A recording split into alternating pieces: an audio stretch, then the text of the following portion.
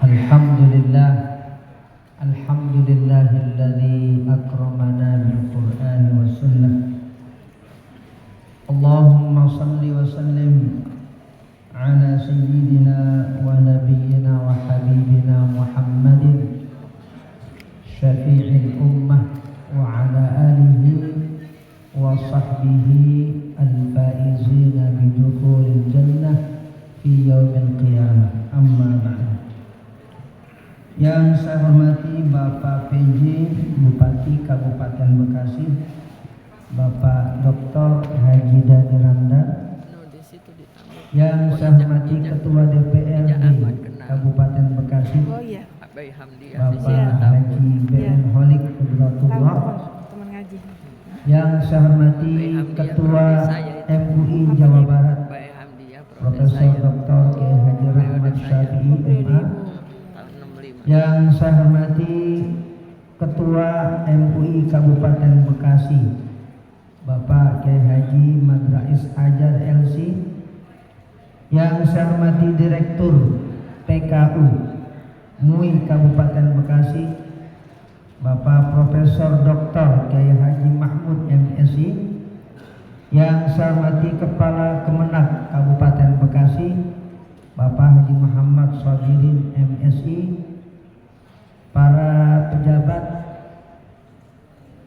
baik sipil maupun militer, segenap mahasiswa PKU angkatan kedua, para kiai, para masyayikh, para tokoh, para orang tua, para sesepuh, para seluruh yang hadir pada siang hari ini, mudah-mudahan kita semua dilimpah curahkan nikmat rahmat keberkahan oleh Allah Subhanahu wa taala. Untuk mempersingkat waktu, dan kita akan singkat memang karena waktu yang menjelang zuhur.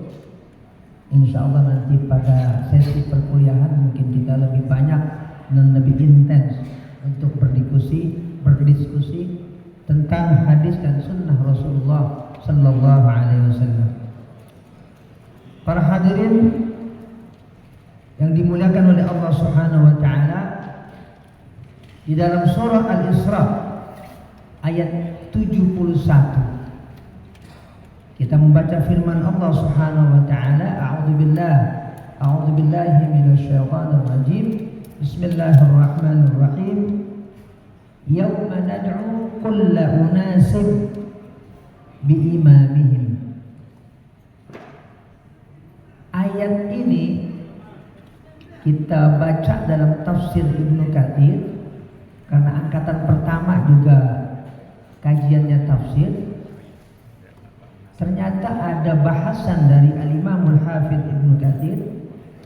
Beliau memberikan penjelasan ayat 71 surah Al-Isra yang mungkin gak kita duga penjelasan ini, tapi terkait pastinya dengan PKU angkatan kedua ini tentang ahli hadis. Ibnu Katsir mengatakan waqala ba'du salafi hadza akbaru syarafin li ashabil hadits lianna imamahum an-nabiy sallallahu alaihi wasallam. Ayat ini, ayat 71 yang berbunyi yauma nad'u kulla unasin biimamihim. Unas yang dimaksud dalam ayat ini ternyata sebagian ba'du salaf, ulama salaf mengatakan adalah ahli hadis, para ahli hadis. Imam dalam ayat 71 surah Al-Isra ini adalah Nabi Muhammad sallallahu alaihi wasallam. Cukup kalimat dalam ayat ini akbaru syarabin li ashabil hadithi, kemuliaan yang terbesar dari ahli buat ahli hadis karena imam mereka adalah Nabi Muhammad sallallahu alaihi wasallam.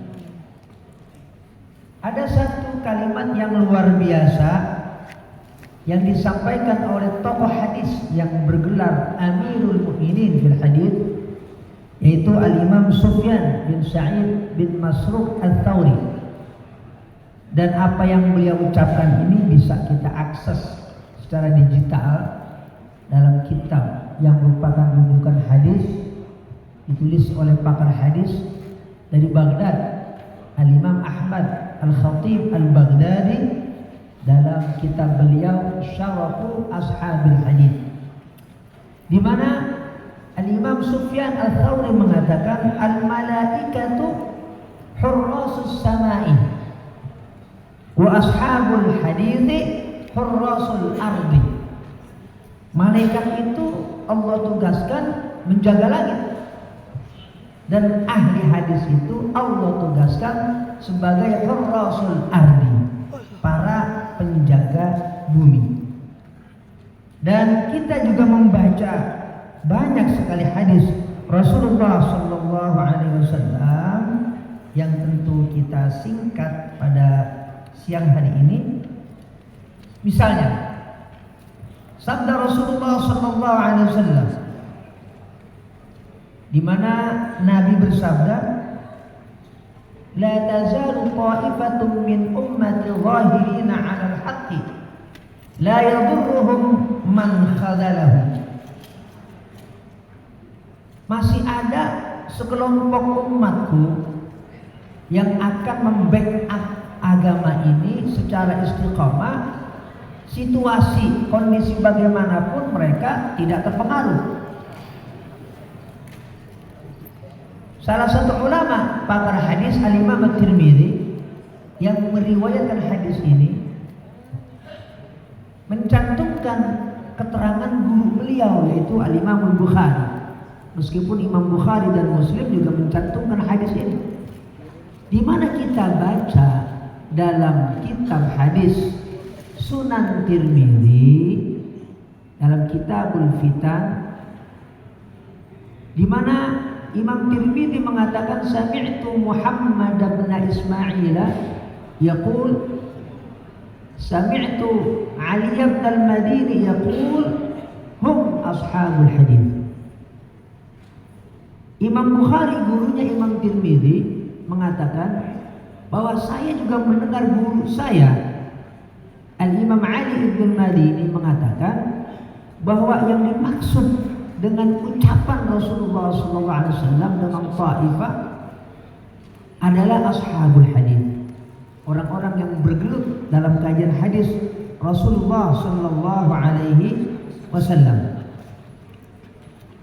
Juga ada hadis terkait dengan kemuliaan dari para pengkaji hadis, para ahli hadis, di mana kita mungkin sering mendengar sabda Rasulullah SAW tentang kemuliaan bersolawat yang berbunyi inna awlan nasi bi yaumal qiyamati aktsaruhum alayya salatan. Hadis ini banyak ditahrif oleh para pakar hadis, termasuk Al-Imam Ibnu Hibban dalam Sahih Ibnu Hibban, di mana Al-Imam Ibnu Hibban memberikan satu narasi setelah beliau meriwayatkan hadis ini. Fi hadzal hadits bayanun sahihun ala anna awlan nasi bi Rasulillah sallallahu alaihi wasallam yaumal qiyamati hum ashabul hadits. Laisa min hadhihi al-ummati qaumun aktsara salatan ala Rasulillah sallallahu alaihi wasallam min ashabil hadits. Maksudnya secara singkat, orang yang paling utama pada hari kiamat adalah orang yang memperbanyak sholawat. Dan pastinya orang-orang yang bergelut dalam kajian hadis juga memperbanyak sholawat, karena selalu membaca qala Rasulullah sallallahu alaihi wasallam. Karena itu Ibnu Hibban mengatakan merekalah orang-orang yang dimaksud oleh baginda Nabi Muhammad sallallahu alaihi wasallam. Para ulama yang dimuliakan oleh Allah Subhanahu wa taala, terkait dengan apa yang tadi sudah dinarasikan, disampaikan oleh mahasiswa kita di angkatan pertama tentang wasaqah, karena memang tentu tujuan PKU itu adalah membentuk generasi ulama yang punya konsep wasatiyah. Ada yang mungkin ingin kita tambahkan, tapi tentu dengan dalil dari hadis Rasulullah SAW. Yang dimaksud wasata tidak sebatas khiyar, orang-orang pilihan. Tapi Nabi Muhammad SAW mengatakan sebagaimana riwayat Imam Ahmad, ahabbud dini ilallahi al-hanifiyatus samhat. Beragama yang paling dicintai oleh Allah Subhanahu wa taala adalah al-hanifiyah, orang yang istiqamah menjalankan agamanya, tapi juga sekaligus as-samhah, yang toleran. Bahkan tidak diberikan wawu ataf oleh Rasulullah SAW. Kalimatnya disatukan, al-hanifiyatus samhatu, dalam bentuk na'at dan man'ut, tidak pakai wa lagi.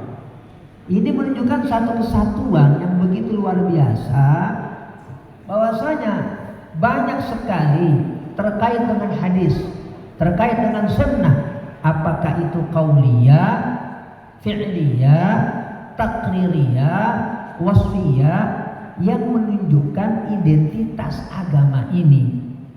Yang kalau kita semuanya buka, maka penyimpangan terhadap hadis, pemahaman hadis, pengamalan hadis akan bisa kita tepis. Karena sekarang memang banyak sekali penyimpangan terhadap hadis dan sunnah Rasulullah SAW.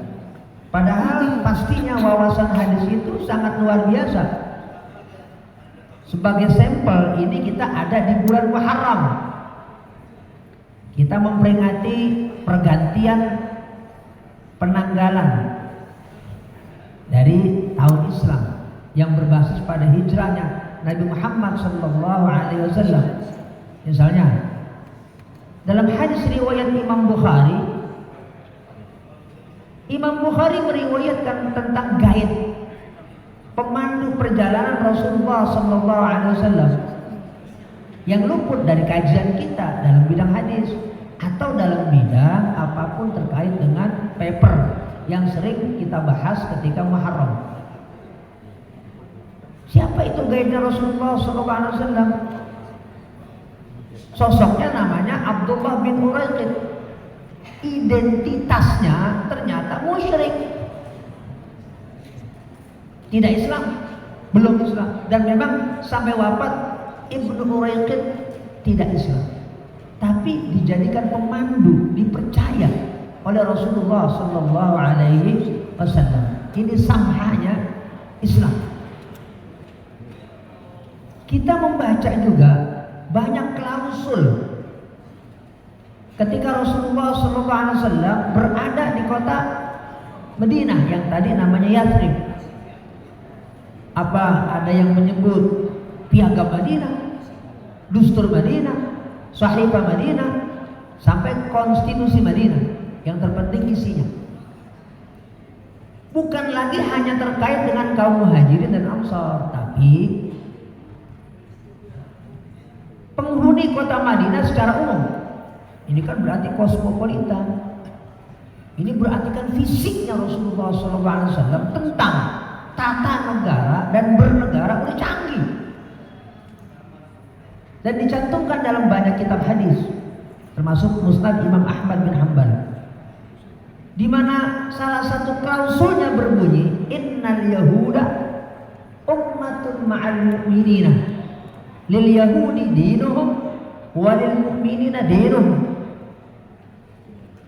Sesungguhnya orang Yahudi itu secara komunitas ummatun ma'al mu'minin, satu kesatuan bersama orang-orang mukmin dari kaum muhajirin dan ansar, menjaga keutuhan, stabilitas, termasuk ekonomi yang ada di Madinah. Urusan pengamalan agama, lil yahudi dinu walil mu'minina dinu, itu klausul yang kita baca dalam kitab-kitab hadis yang sekarang banyak ini, dan juga kita bisa lihat di Al-Maktabah Asy-Syamiliyah. Para ulama yang dimuliakan oleh Allah Subhanahu wa taala dan kader ulama yang dimuliakan oleh Allah Subhanahu wa taala, kita pun sering luput bahwa dalam Sunan Ibnu Majah terkait dengan Muharram, terkait dengan hijrah, terkait dengan kajian hadis, bahwa salah satu pilar yang dibangun oleh Rasulullah SAW di kota Madinah bukan sebatas masjid, tapi juga pasar. Ini yang kita lupakan sekarang. Ekonomi yang kita lupakan sekarang. Umat Islam 90% produk, pasar, interaksi kita dalam ekonomi tidak umat Islam yang pegang. Padahal kita semuanya membaca kitab hadis Bulughul Maram, tapi kita ribut masalah kunutan dulu, habis di toharah dan lain sebagainya. Kita lupa ke tengah menggiring bacaan kita dalam kitab hadis, di mana dalam awal babul buyu kita semua baca. Ada pertanyaan yang diajukan kepada Rasulullah SAW, ya Rasulullah, ayyul kasbi atyab? Usaha apa yang paling atyab, yang paling baik? Nabi menjawab, amalur rajuli biyadihi wa kullu bai'in mabrur. Yang kita tahu istilah mabrur itu cuma haji. Al-hajjul mabrur laisa lahu jazaa'un illal jannah. Padahal ada lagi istilah mabrur yang keluar dari lisan baginda Nabi Muhammad sallallahu alaihi wasallam, yaitu tentang ekonomi. Wa kullu bai'in mabrurin.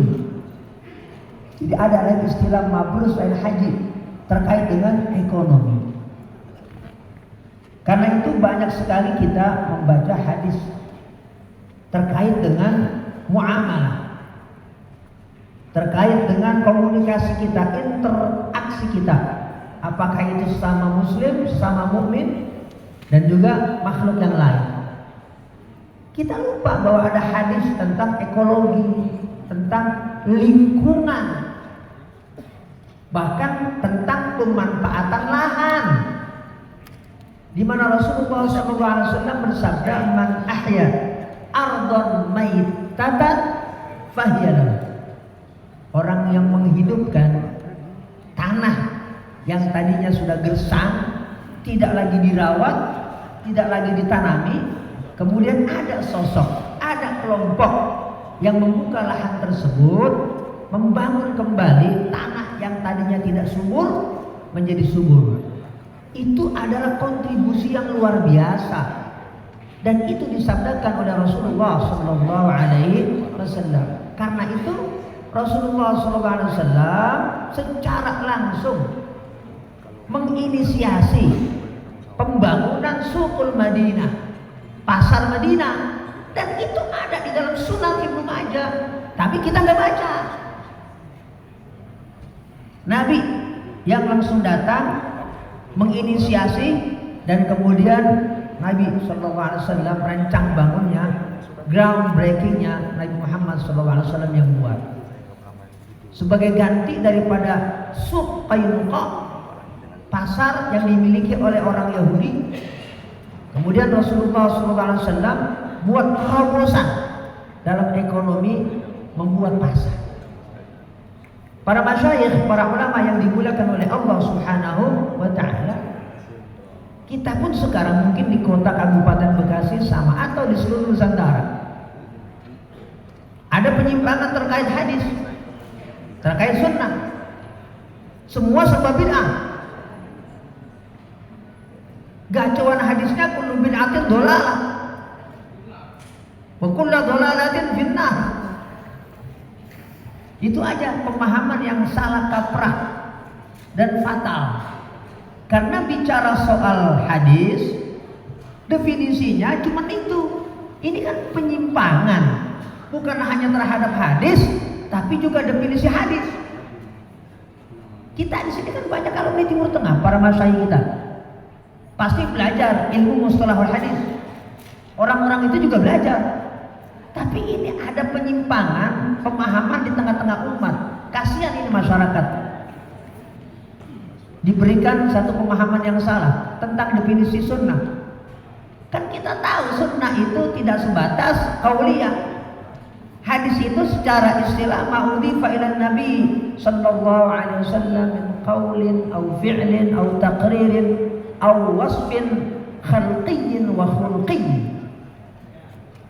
Apa kita baca penjelasan dari Al-Imam Ibnu Salah dalam muqaddimah Ulumul Hadis beliau, atau Al-Imam Al-Hafidz Ibnu Hajar Al-Asqalani dalam Nukhbatul Fikr, atau Matan Baiquniyah, dan banyak lagi definisi terkait dengan hadis. Tapi sekarang ini dikerucutkan, makna yang baku ini dalam bidang hadis dan sunnah hanya sebatas fi'lnya.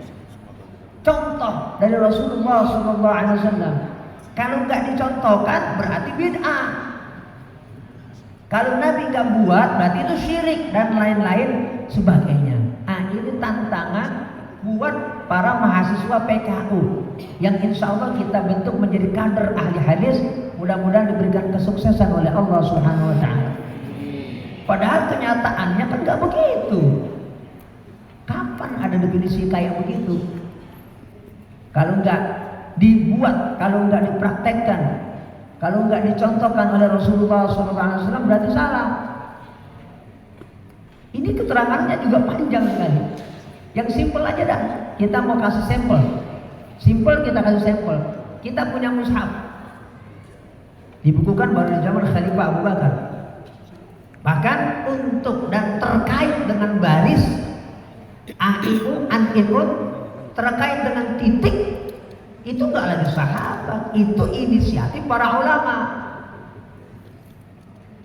Al-Imam Khalil bin Ahmad Al-Farahidi, Al-Imam Yahya bin Ya'mar, dan kita yang bergelut dalam bidang qiraah sab'ah misalnya di ruangan ini kan pasti tahu.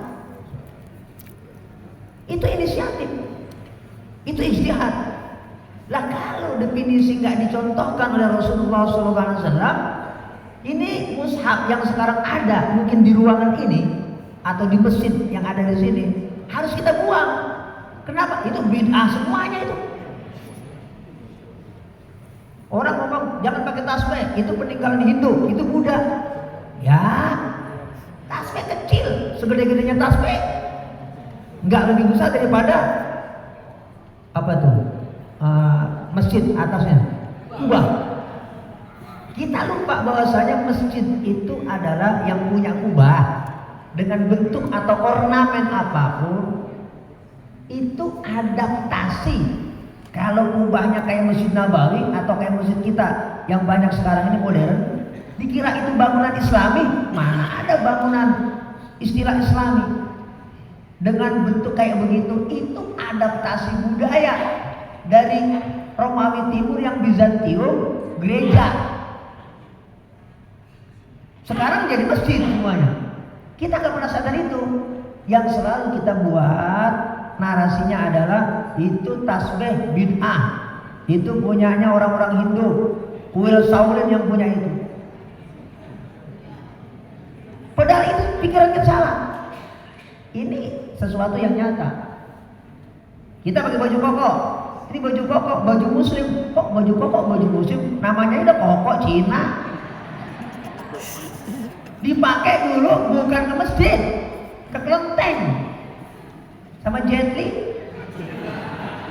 Sekarang kok namanya jadi baju muslim, muslim wear. Ini dari mana? Itu kan bicara soal adaptasi budaya yang sekarang diseret-seret semua, yang tidak ada contohnya dari Rasulullah SAW, serba bid'ah, serba syirik. Nah, ini menjadi tugas mulia dari PKU tadi, pendidikan kader ulama. Para masyayikh, para ulama, para asatidzah yang dimuliakan oleh Allah Subhanahu wa taala, tentu bicara soal hadis ini bicara yang sangat panjang. Kita bicara mazhab dan lain sebagainya. Karena ada yang mengatakan, udahlah, Quran hadis aja. Nggak usah itu Imam Syafi'i, Imam Ahmad, Imam Malik dan lain sebagainya. Ini juga penyimpangan terhadap hadis Rasulullah sallallahu alaihi wasallam. Kalau itu ngaji, saya juga kadang bingung. Ini orang ngaji hadis di mana ya? Padahal kita semuanya yang mengkaji hadis tahu. Orang ngaji hadis ya intens ya. Tahu. Misalnya Imam Bukhari itu punya landasan penjelasan tentang sanad dalam ilmu hadis. Dan semua pengkaji hadis tahu. Apa itu? Imam Bukhari memberikan penjelasan ashahul asanid mutlaqan. Sanad mata rantai yang paling sahih mutlak.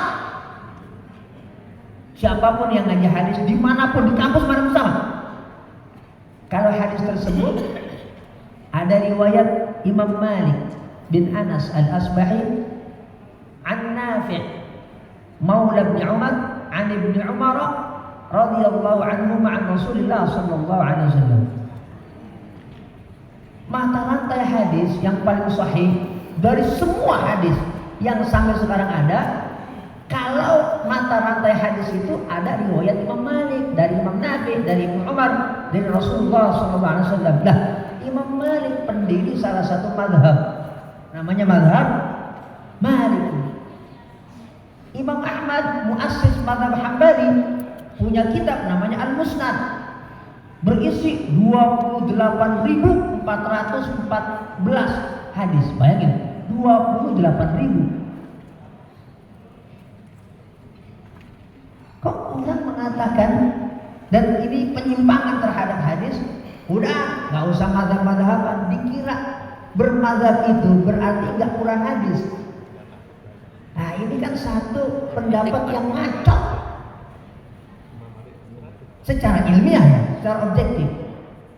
Kenapa? Apa iya seorang Imam Syafi'i yang sedari kecil umur 7 tahun udah hafal Quran, umur belasan tahun sebelum 15 tahun udah hafal kitab hadis Al-Muwatta, dan kemudian beliau bacakan, kemudian dikasih ijazah, dikasih sanad oleh Imam Malik bin Anas al-Asbahi di kota Madinah dengan hafalan yang luar biasa, padahal masih remaja. Apa iya seorang Imam Syafi'i berfatwa tidak Quran, tidak hadis? Gak mungkin. Jaka sembung naik ojek. Nah, gak paham mazhab itu apa sih? Mazhab itu bukan pendapat pribadi. Mazhab namanya mazhab. Coba kalau kita ngaji sorong, mazhab itu apa? Mazhab itu kan artinya alur, terminal, tempat berangkat, tempat pergi dari satu tempat ke tempat yang lain. Karena ini isinya hadis, berarti ini terminal, ini metode bagaimana kita memahami Quran dan Sunnah Rasulullah SAW dan mengambil kesimpulan hukum dari Quran dan Sunnah Rasulullah SAW. Itu namanya mazhab. Bukan gak Quran hadis. Ini salah satu penyimpangan terhadap pemahaman hadis, pemahaman Sunnah, yang juga mungkin di sebagian masyarakat ada yang punya mindset kayak gini. Ini saya ngomong ilmiah ya, saya nggak bawa organisasi. Mungkin ada jamaah yang melihat di Google Jamalulail, ini dia mana nih afiliasinya? Wah pantas ini ngomong begitu. Enggak, saya ngomong objektif, saya ngomong ilmiah. Nggak ngomong, saya nggak bawa apa, saya bawa kajian yang memang ini murni kajian hadis, dan itu ya saya bersyukur kepada Allah menjadi takhusus saya, menjadi bidang saya yang saya geluti. Jadi saya nggak bicara, saya nggak bawa organisasi, enggak. Saya bicara ilmu, saya bicara objektivitas, saya bicara narasi ilmiah tentang hadis dan sunnah Rasulullah SAW, dan tentu saya secara ilmiah sangat bertanggung jawab apa di sini atau di mana aja. Nah ini sekelumit terkait dengan kajian hadis Rasulullah SAW. Mudah-mudahan karena waktu yang ya sudah mau masuk zuhur, mudah-mudahan ini bisa jadi masukan khususnya kepada mahasiswa PKU, dan insya Allah karena saya dengar saya juga diminta sebagai salah satu tim pengajar hadis, nanti kita akan matangkan lagi, kita akan lebih banyak diskusi lagi terkait hadis di ruang kuliah. PKU di Kabupaten Bekasi ini di Majelis Ulama Indonesia. Demikian yang saya sampaikan, kurang lebihnya mohon maaf. Wallahumma fiqh ila qamit thoriq. Wassalamualaikum warahmatullahi wabarakatuh.